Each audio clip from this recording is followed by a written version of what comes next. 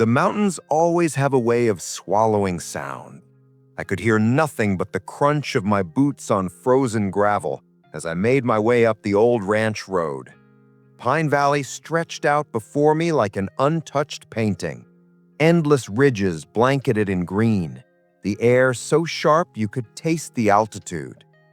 My family's ranch, over 500 acres of high country pasture and timber, had been in our name for 4 generations. And for 4 generations, we'd kept it private. 2 years ago, that peace shattered when the newly formed Pine Ridge Homeowners Association expanded its boundaries on paper.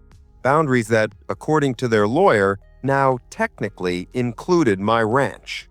I'd laughed the first time they sent me a letter demanding dues, but laughter turned to disbelief when they started sending compliance notices about non-existent landscaping violations, unpermitted livestock, and non-conforming structures. Karen Mallory, the HOA president, was a force of pure arrogance, the type who believed that her laminated badge and power suit gave her jurisdiction over the world. She'd made it her personal mission either to bring my ranch under HOA control or force me to sell. The first real shot across the bow came while I was away in Wyoming for a military reunion.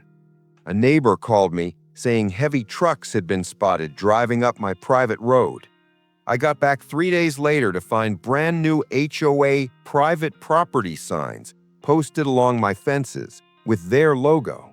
My cattle gates were padlocked shut with brand new locks I hadn't installed.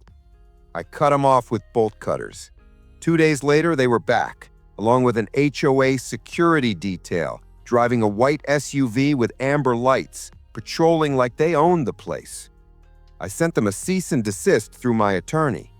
Karen responded with a smug letter claiming that under the HOA charter, all land within the new community boundaries was subject to their authority, and if I disagreed, I was welcome to challenge it in court at my expense. 6 months of skirmishes later, I woke to the distant sound of engines, not 1 or 2, but a fleet. By the time I reached the ridge, I counted 3 excavators, 2 bulldozers, and a dozen workers in reflective vests setting up along my north pasture. Karen stood at the center of it all, wearing a tailored white coat and designer boots, barking orders like a general. Her plan? Clear a section of my pasture to build an HOA community recreation center. I approached her, voice low but steady.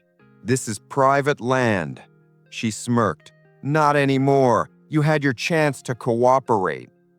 What Karen didn't know, what nobody outside my family and a few government officials knew, was that our land wasn't just private.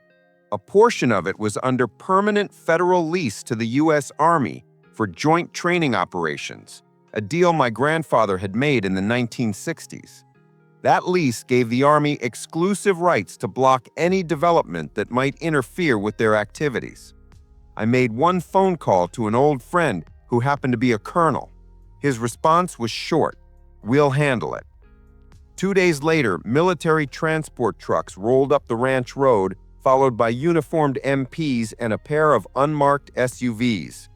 The sight of armed soldiers stepping out sent the HOA crew scattering like startled quail. Karen tried to assert her authority over the soldiers. Bad idea. The lead MP informed her very clearly that she was trespassing on federally leased land and that any further interference could result in federal charges. He then handed her a formal order barring her or any HOA representative from stepping foot on the property without prior written clearance from the Army. News traveled fast. A local journalist caught wind of the story, and soon headlines were splashed across the state.